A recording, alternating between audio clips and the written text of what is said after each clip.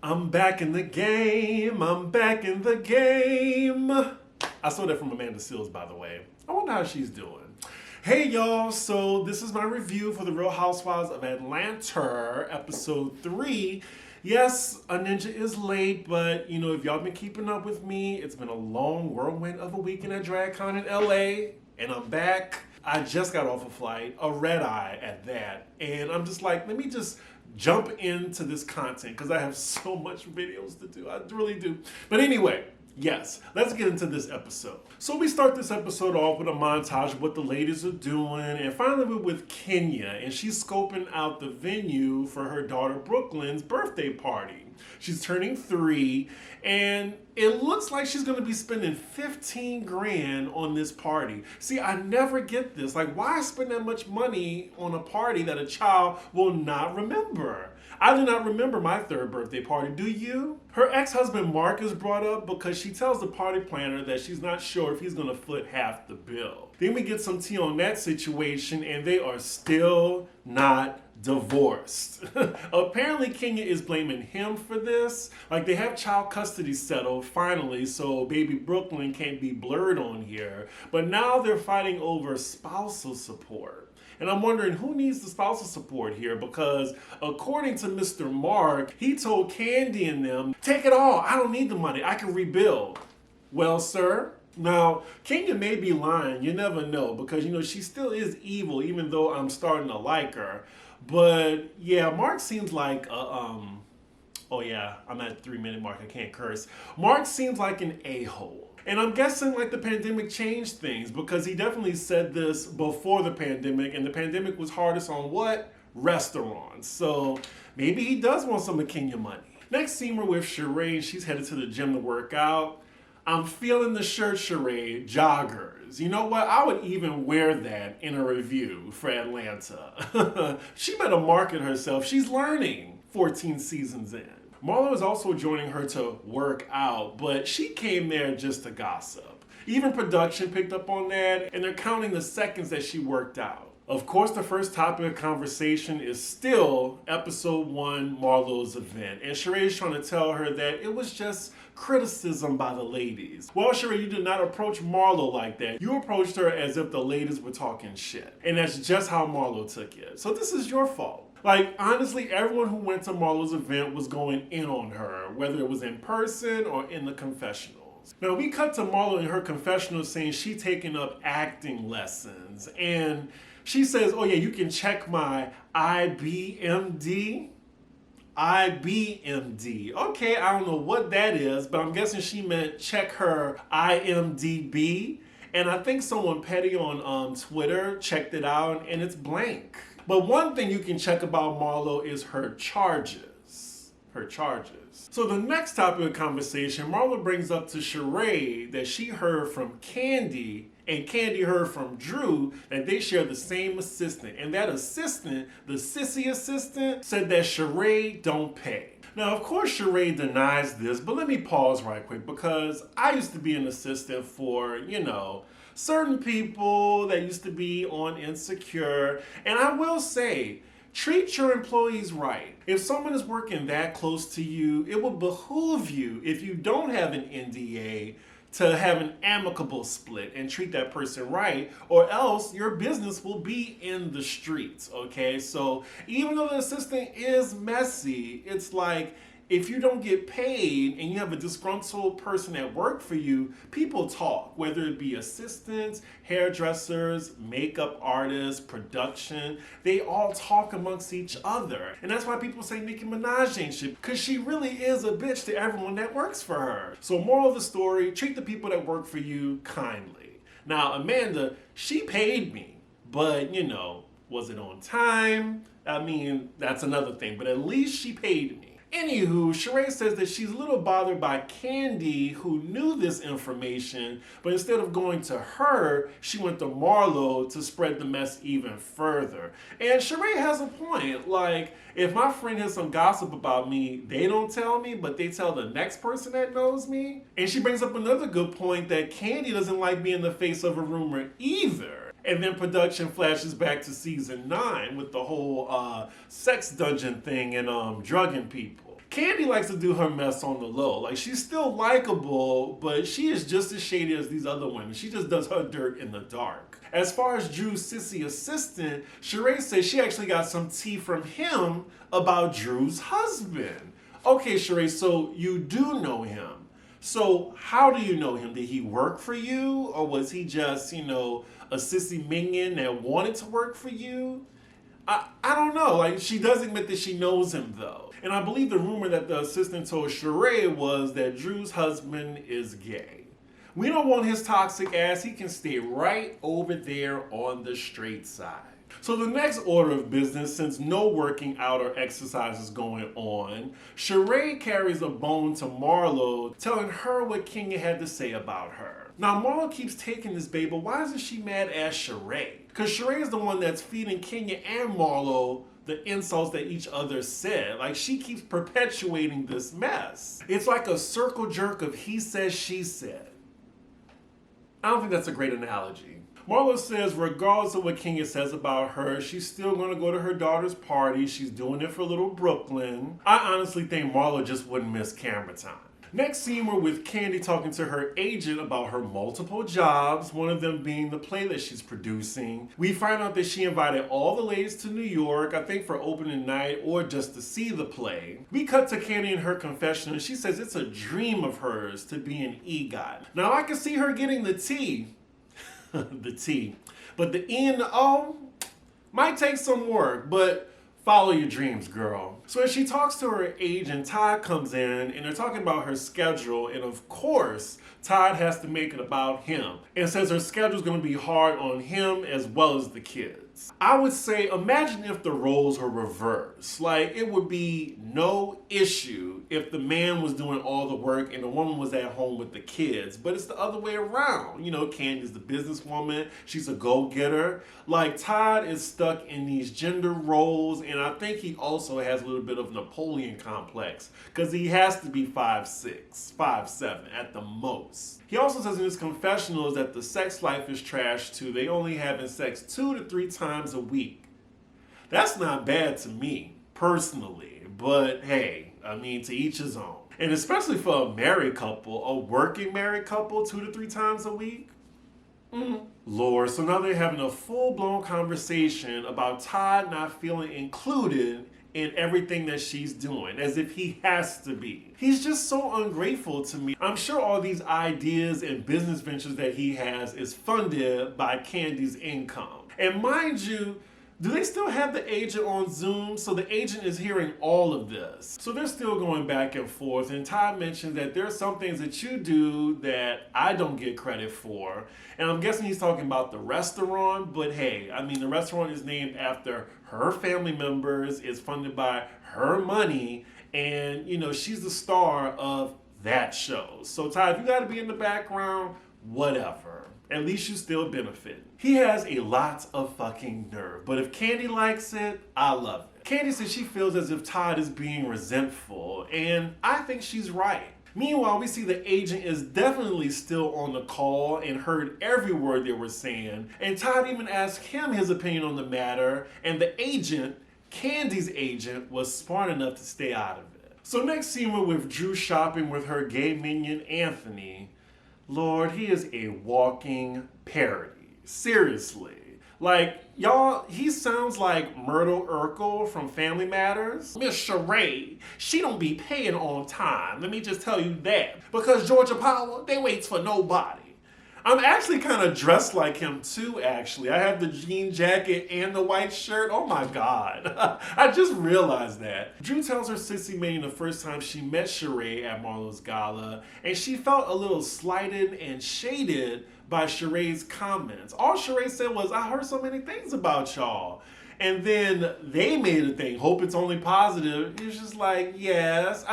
We all watched the show, girl. So maybe she could have been alluding to that, but you looking too deep into it. I think you just trying to find a moment and try to beef with her, which I don't get. And now that Anthony hears this is his moment to shine, child. So now he's saying, oh yeah, I know Sheree. She's a good girlfriend of mine, but Sheree don't pay. Then he goes into depth about working for Sheree, and he says that she's never paid him.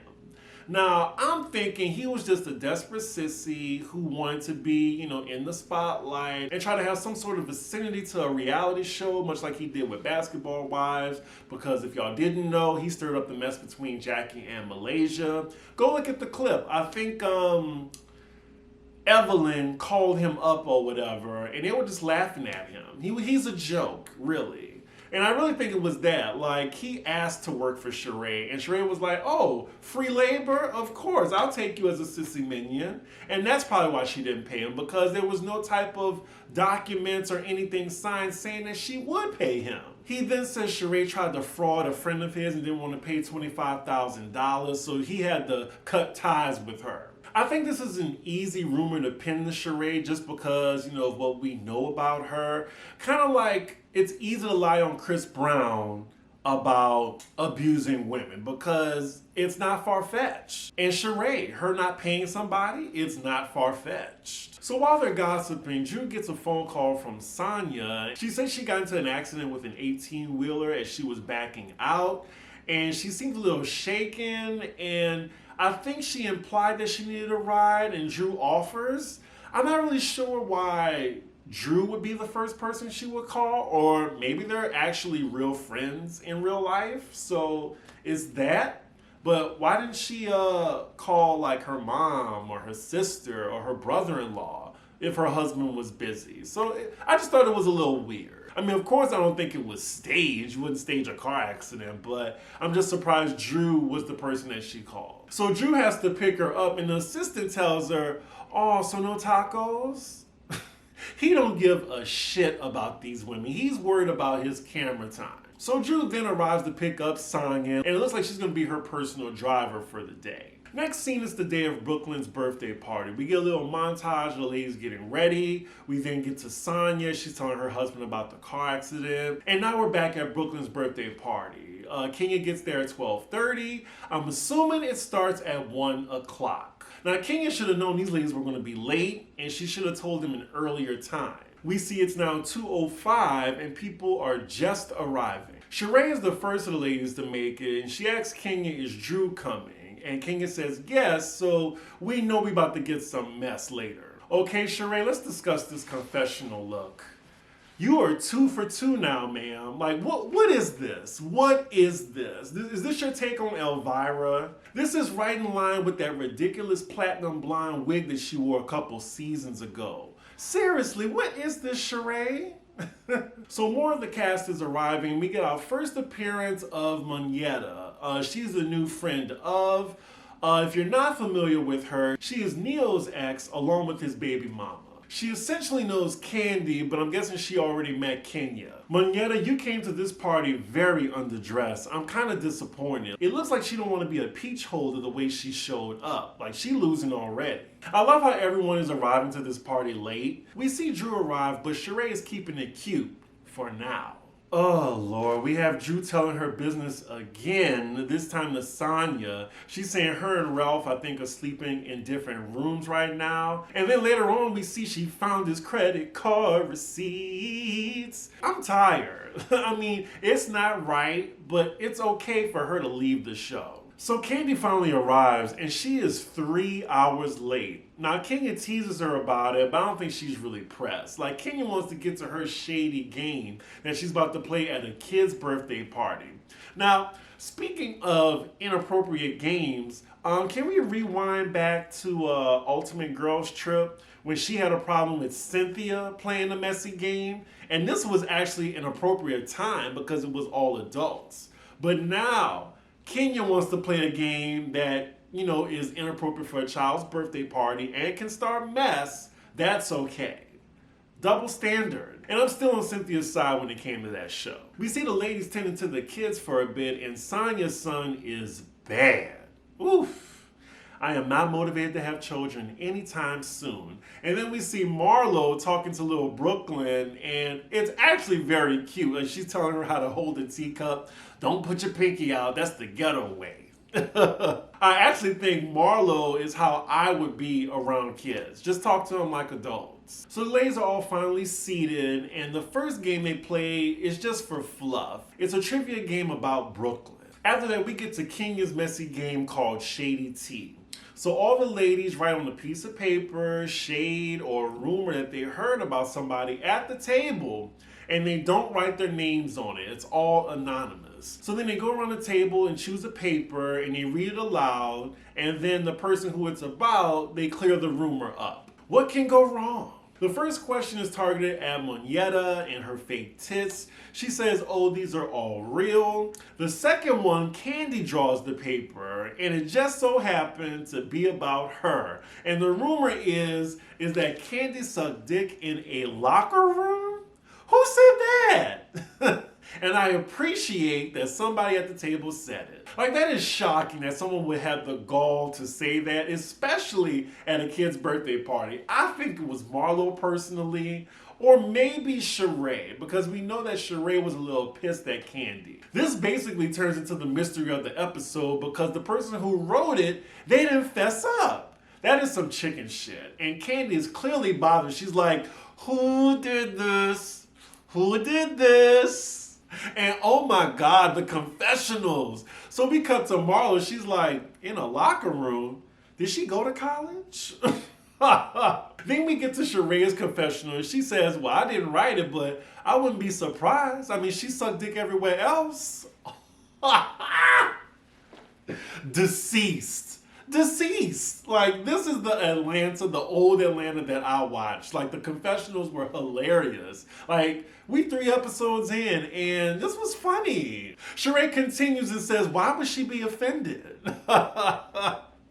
So Sheree said she didn't write it. Marlo didn't write it. Maybe one of the messy random women at the table wrote it. Of course, Kandi denies this, and she's obviously pissed, and still, no one fesses up. When it looks like no one's going to say anything, Kenya's like, let's just move on. So the third rumor drawn is targeted at Marlo and about her business. And then once she clears it up, Kenya takes the time out to address Marlo for the things she said about her to Sheree. And they are really going back and forth now on whose car is fully paid for.